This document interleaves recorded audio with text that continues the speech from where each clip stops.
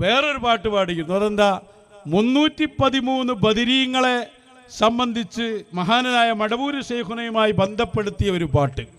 ആ പാട്ടും ഇവിടെ വിവാദമാക്കിയവർ AP സുന്നികളാണ് എന്നതാണ് വലിയ ഏറ്റവും അപകടകരമായ ഒരവസ്ഥ. എന്ത് ഔലിയാക്കളെ മദ്ഹ് പറഞ്ഞാലും ഇവരാണ് ഇപ്പോൾ എതിർത്ത് വരിക. എതിർത്ത് വന്നപ്പോൾ പേരോടാണ് ആദ്യം തുടങ്ങിയത്. പേരോട് തുടങ്ങിയപ്പോൾ സിംഗിളികളൊക്കെ ഏറ്റുപിടിച്ച് ഔലിയാക്കളെയും മശായിഖന്മാരെയൊക്കെ മാല പാടുന്ന ചില മുസ്ലിയാക്കന്മാർ തന്നെ ഉണ്ട്. പേരോട് പറഞ്ഞാൽ പിന്നെ ഓല ഏറ്റുപിടിക്കുമല്ലോ. ഈ തെന്നലക്കാരൻ ഒരു സഖാഫിനുണ്ട്, അയാൾ ആ വിഷയം പറയുന്ന ഭാഗം ഒന്ന് കേൾപ്പിച്ചു കൊടുക്ക്. ഒരു ചങ്ങായി പാടി നിങ്ങൾ കേട്ടില്ലേ? 313 ബദരീങ്ങൾക്ക് എല്ലാവർക്കും മതിയല്ലോ ഞാൻ ഒറ്റക്ക്.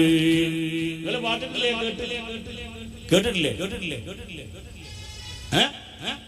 അൽഹംദുലില്ലാഹ്. നിങ്ങൾ കേട്ടിട്ടില്ലെങ്കിൽ വലിയ കുഴപ്പമൊന്നുമില്ല. ബഹുമാനപ്പെട്ട CM വലിയുള്ള പറഞ്ഞതാന്നും പറഞ്ഞ് CM വലിയുള്ളതിനെ പറ്റി പറയാണ്. എന്ത് 313 ബദരീങ്ങളെക്കാളും മേലെയാണ് ഞാൻ എന്ന് ആര് പറഞ്ഞു? അങ്ങനെ മേലാകണമെങ്കിൽ ഒരു കാരണം വേണ്ടേ? നോക്കൂ നിങ്ങൾ, ഇതൊക്കെ തനിച്ച വഹാബിന്റെ ശൈലി. ഇവലൊക്കെ എന്തിനാ ഈ മാലയും മൗലിദൊക്കെ ഓതിയിട്ട് ഇങ്ങനെ വഹാബി പറഞ്ഞ അതേ രൂപത്തിൽ പറയുന്നതെന്ന് ഞങ്ങൾക്ക് മനസ്സിലാവാത്ത. ആ പാട്ടെന്നെ അയാൾ മാറ്റി. ആ ഒന്നുകൂടി ആ വെച്ച ക്ലിപ്പ് ഒന്നുകൂടി ആ പാട്ടൊന്ന് എന്താ പാടുന്ന നോക്കിയോളി. ആ വലിയ ആള് ഒരു ചങ്ങായി പാടി നിങ്ങൾ കേട്ടില്ലേ? 313 ബദരീങ്ങൾക്ക് എല്ലാവർക്കും മതിയല്ലോ ഞാൻ ഒറ്റക്ക്. അയാൾ മാറ്റി. അയാളെന്താക്കി? 313 ബദരീങ്ങൾക്ക് എല്ലാവർക്കും മതിയല്ലോ ഞാൻ ഒറ്റക്ക് എന്നാക്കി. യഥാർത്ഥത്തിൽ ആ പാട്ട് എങ്ങനെ ഉള്ളത്? അത് വാളക്കുളം വെച്ചു കൊടുക്കുന്നുണ്ട് നമ്മളെ പാട്ടുകാരൻ്റെ അതേ ഭാഷയിൽ. അതൊന്ന് വെച്ചു കൊടുക്കുമ്പോൾ മനസ്സിലാവും. ആ 13 ബദരീങ്ങൾക്ക് പകരം ഞാൻ ഒറ്റക്ക് മതി നിങ്ങൾക്ക്. 313 ബദരീങ്ങൾക്ക് പകരം ഞാൻ ഒറ്റക്ക് മതി നിങ്ങൾക്ക്. അതാണ് ഇപ്പൊ പാട്ടിന്റെ അസില്. 313 ബദരീങ്ങൾക്ക് പകരം ഞാൻ ഒറ്റക്ക് മതി നിങ്ങൾക്ക്. അതാണ് പാട്ട്. ഇയാൾ വിമർശിക്കാൻ വേണ്ടി എല്ലാവർക്കും മതിയല്ലോ ഞാൻ ഒറ്റക്ക് എന്നാക്കി.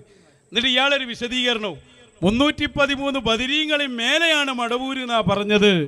അതെങ്ങനെ ശരിയാകുക? എന്തിനാ അടങ്ങാറായിട്ട് ഓരോ പാട്ടിനെ വിമർശിക്കാൻ പോണ്? അതിൽ പറഞ്ഞ ആശയം മാലയിലുള്ളതല്ലേ? അതിൽ വ്യക്തമായി പറഞ്ഞില്ലേ? എന്തിനാ ഔസുൽ ആലം തങ്ങൾ തന്നെ പറഞ്ഞില്ലേ? നമ്മൾ എന്തിനാ ഭൂമിയിലേക്ക് വന്നത്? ഈ ഭൂമിയിൽ വന്നതിൻ്റെ ഏറ്റവും അടിസ്ഥാനപരമായ ലക്ഷ്യമെന്താ? ഭൂമിതലത്തിൽ ഞാൻ ഭേദാംബർ തമ്മുടെ ആള് ഞാനെന്നോവർ. ഈ ഭൂമിയിൽ ഞാൻ വന്നത് ആരുടെ പകരമാണ്? ഭേദാംബർ മുഹമ്മദ് റസൂലുള്ളാഹ്, അള്ളാന്റെ റസൂലിന് പകരം വന്നതാണ് എന്ന് പറഞ്ഞാൽ റസൂലിന്റെ മുകളിലാണ് അതിന്റെ അർത്ഥം അല്ല. ഞാൻ അള്ളാന്റെ റസൂലിന്റെ ഖലീഫയായി വന്നാണ്. നിങ്ങൾക്ക് റസൂലുള്ളാഹിനോട് പറയാനുള്ള വിഷയം എന്നോട് പറയാം. അഥവാ മടവൂർ ശൈഖുനെ പറയുന്നത് എന്ത്? ഞാൻ ബദരീങ്ങളുടെയും അവരുടെ ഒക്കെ പകരം വന്ന ആളാണ്. അവരോട് പറയുന്ന കാര്യങ്ങൾ നിങ്ങൾക്ക് ഞാൻ മതി എന്നാണല്ലോ പറയുന്നതന്നെ. അതിലൊക്കെ എന്താ ഉള്ളത്? നമ്മൾ സാധാരണ പറയുന്നതല്ലേ. യഹ്യയിൽ കാണാ അബൂ തുറാബുൻ നഖ്ശബി റളിയല്ലാഹു അൻഹു തന്റെ മുരീദിനോട് പറയുന്നത്, പോയി അബൂ യസീദുൽ ബിസ്താമി തങ്ങളെ കണ്ടുവാ. അവ മുരീദ് പറഞ്ഞു, എനിക്കതിൻ്റെ ആവശ്യമില്ല, ഞാൻ അള്ളാഹിനോട് തന്നെ ഡയറക്റ്റ് ബന്ധമുള്ള ആളാണ്. അപ്പൊ അബൂ തുറാബുൻ നഖ്ശബി തങ്ങൾ വലിയ മഹാനാ. അവർ പറയുന്നുണ്ട് മുരീദിനോട്, നീ അള്ളാഹിനെ 70 തവണ കാണുന്നതിനേക്കാൾ നിനക്ക് നല്ലത്. അതിന്റെ ലഫ്ദ് തന്നെ കണ്ടില്ല നിങ്ങള്? ഒറ്റ ലൗ റഅയ്ത അബാ യസീദ് മറത്തൻ വാഹിദ കാന അൻഫഉ ലക മിൻ അൻ തറല്ലാഹ 70 മറ. അള്ളാഹിനെ 70 തവണ കാണുന്നതിനേക്കാൾ അനക്ക് നല്ലത് അബൂ യസീദ് തങ്ങളെ 1 തവണ കാണുന്നതാണ്. കാരണം ഇയാണ് കാണുന്നത്, എനിക്ക് അള്ളാഹിനെ കാണാൻ കഴിയില്ല. അത് വെറുതെ വിചാരിക്കുകയാണ്. എന്നാൽ അള്ളാഹുമായി റൂഹ് മുഖേന കാണുന്ന ആളാണ്, കൽബ് കൊണ്ട് കാണുന്ന ആളാണ് ആര്? അബൂ യസീദ് തങ്ങൾ. അപ്പൊ അബൂ യസീദ് റളിയല്ലാഹുവിനെ കാണലാണ് അനക്ക് നല്ലത്. ആ പറയുന്നത് മനസ്സിലാക്കണ്ടേ? അത് അവരുടേതായ പ്രത്യേകമായ അവസ്ഥയിൽ പറയുന്നതാണ്. അന കുൻതു മഅനൂഹിൻ ബിഅലാ സഫീനതി ബിഹാറൻ വതൂഫാനൻ അലാ കഫി ഖുദ്റതി നൂഹ് നബി അലൈഹി ഇസ്ലാമിന്റെ കപ്പൽ ഞാനാ നിയന്ത്രിച്ചിരുന്നത്, ഞാൻ മുകളിൽ തന്നെ ഉണ്ടായിരുന്നു. ഇതൊക്കെ ഗൗസുൽ ആലം റളിയല്ലാഹു അൻഹു പറഞ്ഞതല്ലേ? അതിന്റെ അർത്ഥം വഹാബികൾക്ക് വിശദീകരിച്ചു കൊടുത്തവരല്ലേ നമ്മള്? അപ്പൊ എവിടെ നിന്നാണ് ഇവരൊക്കെ എഴുന്നേറ്റ് വരുന്നത്? മഹാന്മാരായ ഔലിയാക്കന്മാർ പറഞ്ഞു എന്ന് ഒരു വിഷയം ഇവിടെ വന്നാൽ എന്താ ചെയ്യേണ്ടത്?